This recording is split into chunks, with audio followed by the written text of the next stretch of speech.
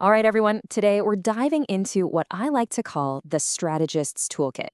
We're going to tackle the biggest question in marketing, really. Why do people buy what they buy? If you're going into marketing, mastering this isn't just a good idea, it's absolutely essential. So let's jump right in. So here's our game plan. We've got 6 key areas to cover.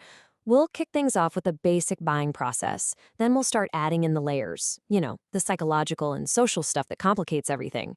And we'll wrap up by taking a look at something called consumer misbehavior.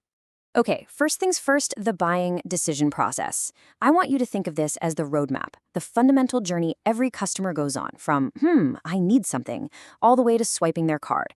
If you're going to be a marketer, you have to know these stages inside and out. This diagram, this is pretty much our entire session in one picture. Down at the bottom, you see that core 5-stage process we just mentioned. And then floating above it, you've got these 3 big clouds of influence: situational, psychological, and social. These are the forces that are always pushing and pulling on that decision process. This is our map for today, folks. So let's break that process down. There are 5 stages. It starts with problem recognition. That's the I need something moment. Then you've got information search, evaluation of alternatives, the actual purchase, and finally post-purchase evaluation. Now here's a key thing to remember. This is the full model. Not every purchase goes through all 5 steps, right? I mean, you're not doing an extensive information search for your morning coffee. All right, that 3rd stage, evaluation of alternatives, is where something really critical happens. This is where consumers create what we call a consideration set. Think of it as their mental shortlist. These are the only brands that are even in the running. And for you as a marketer, this is your first, most important battle. If you're not on that list, you literally have a 0% chance of making the sale. Game over. Okay, so the sale is made, but it's not over. That final stage, post-purchase evaluation, is where cognitive dissonance can creep in. You all know this feeling, it's buyer's remorse. That little voice in your head asking, did I make the right choice? It's super common for big ticket items like a car or a new laptop. And this is where great marketers shine. They don't just disappear, they follow up, they send welcome kits, they do whatever it takes to reassure you that yes, you absolutely made the right call. So, obviously, you don't use the same thought process to buy a pack of gum as you do to buy a house. That 5-stage process can be this long, drawn-out thing, or it can happen in the blink of an eye. And that brings us perfectly to the different types of consumer decisions.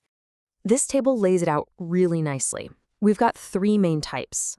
On one end of the spectrum, you have routinized response. This is your autopilot stuff. Think about grabbing a pack of Hanes brand socks without even thinking about it. It's cheap, fast, 0 effort. Then, on the complete opposite end, you've got extended decision-making. This is the big stuff. Imagine you're planning a huge home renovation with supplies from Lowe's. That's a high-cost, high-effort, super time-consuming decision. And of course, most things fall somewhere in the middle, in what we call limited decision-making. So what's the magic ingredient that decides which path a consumer takes? It all comes down to one thing: their level of involvement. And all that means is how much they care, how interested they are, and how important the product is to them personally. If involvement is high, you're going to see that extended, careful decision-making. If involvement is low, it's going to be that routine, autopilot behavior. Okay, let's go back to that roadmap diagram we looked at earlier. It's time to dig into those big influence clouds. We're going to start with situational influences. These are all the things happening around the consumer, the context, the time of day, the place, that can totally hijack a buying decision right at the last second. And we can slice these situational influences into 5 main buckets. You've got physical surroundings, social surroundings, time, the reason for the purchase, and even just the buyer's mood at that exact moment. Seriously, any one of these can hit the brakes or the accelerator on a purchase. Let's make this real. Take the time dimension. Think about a Bank of America branch right here in Charlotte. Imagine a customer trying to make a quick deposit during the Friday lunch rush. They're stressed, they're in a hurry. Now compare that to someone who strolls in on a quiet Tuesday morning with plenty of time to chat about opening a new account. Their decisions and their needs are completely different, right? So here's the question for you. As a manager, how do you handle both situations to give both customers a great experience? All right, so we've looked at the outside world. Now let's turn inward. We're going to go inside the consumer's head and explore the psychological influences. This is all about what makes them tick, how they see the world, what drives them, who they are. And there are 6 big ones we're going to focus on here: perception, motivation, learning, attitudes, personality, and self-concept, and lifestyles. These are the levers inside a person's mind that we as marketers need to understand.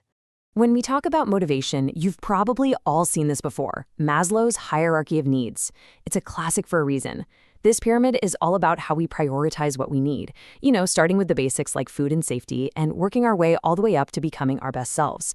Marketers live and breathe this stuff. They're always asking, what need is my product really meeting? Is this car about safety, a lower level need, or is it about esteem, a higher level need? Hitting the right note here is everything. Attitudes are another huge psychological driver. And a person's attitude really has 3 parts. You can think of it as head, heart, and hands. The cognitive part is the head. It's what they think, what they know, and believe. The affective part is the heart. It's how they feel, their emotions. And the behavioral part is the hands, what they actually do. And if you want to change someone's attitude about your brand, you usually can't just target one of those. You've got to address all 3. Okay, let's step back outside the individual's mind. It's time to talk about the huge impact of social influences. Because let's be real, we don't make decisions in a vacuum. Other people, our friends, our family, our whole culture are constantly shaping what we buy. And one of the biggest concepts here is the reference group. This is just any group of people we look to for cues, for what's cool, for what's acceptable. And you can imagine, in the age of Instagram influencers and TikTok trends, this idea of a reference group isn't just important, it is absolutely mission critical for marketers to get right. And there are really 3 flavors of these reference groups. First, you have membership groups. Pretty simple, these are the groups you're already a part of, like a student club or a sports team. Then you have aspirational groups. These are the ones you want to be in. They have this pull effect on you. And finally, there are dissociative groups. These are the groups you absolutely do not want to be associated with. They have a push effect, actively driving you away from certain brands or styles. Culture itself is a massive influence. And of course, within the main US culture, you have many, many subcultures. The 3 largest are African American, Hispanic, and Asian American.